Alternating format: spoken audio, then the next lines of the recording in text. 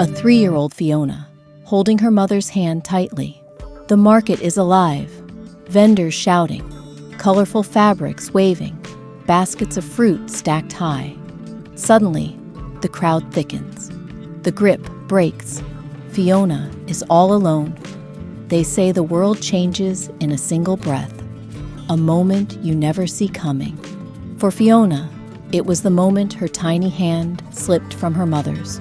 Fiona turns around. Her mother is nowhere in sight. People move past her, indifferent and without a care. She was only 3, too small to call for help, too stunned to cry. And just like that, she was alone. Fiona, not knowing what just happened, starts crying and calling out for her mother. An older woman, Mama Sarah, tired eyes, gentle face, stops, watches her from a few feet away.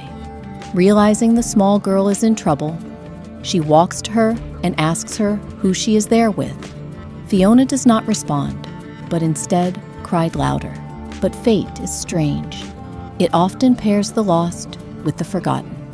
Her name was Mama Sarah, a woman abandoned by time and by family. Mama Sarah kneels and gently starts wiping her tears. She then removes a sweet from her bag and offers it to her. Fiona hesitates, then takes it. A brief look passes between them. Silent understanding. A cramped, dimly lit room. Mama Sarah lights a small oil lamp. Fiona sits on a folded blanket.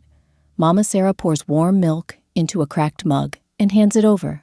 Fiona sips quietly. Mama Sarah gently brushes her hair. Mama Sarah had long since stopped hoping for warmth in her life.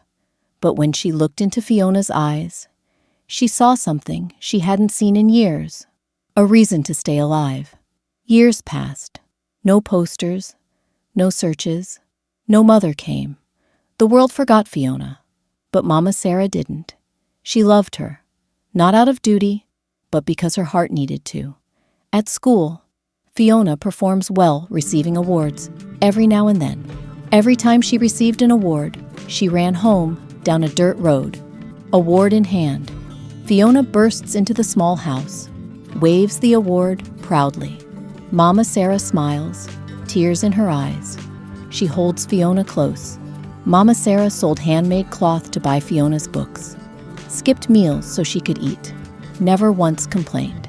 Because love, real love, is never convenient. It just is. Suddenly, Mama Sarah starts ailing, frail. Fiona, around 12 now, sits beside her, feeding her soup. She brushes Mama Sarah's hair, adjusting the blanket with care. Time, however, is greedy, and even the strongest bonds must wrestle with goodbye. Mama Sarah grew weaker, but her eyes always held the same fire whenever she looked at Fiona. You were never mine by blood, but you were always mine by heart. Tears roll down Fiona's cheeks. She doesn't speak, just nods silently. Fiona lost 2 mothers in her life, one to the crowd and one to the years. But grief did not harden her. It grew her roots deeper. Fiona never found the woman who gave her life, but she became a woman who gives it to others every single day. Because love isn't always where you're born. Sometimes it's where you're found.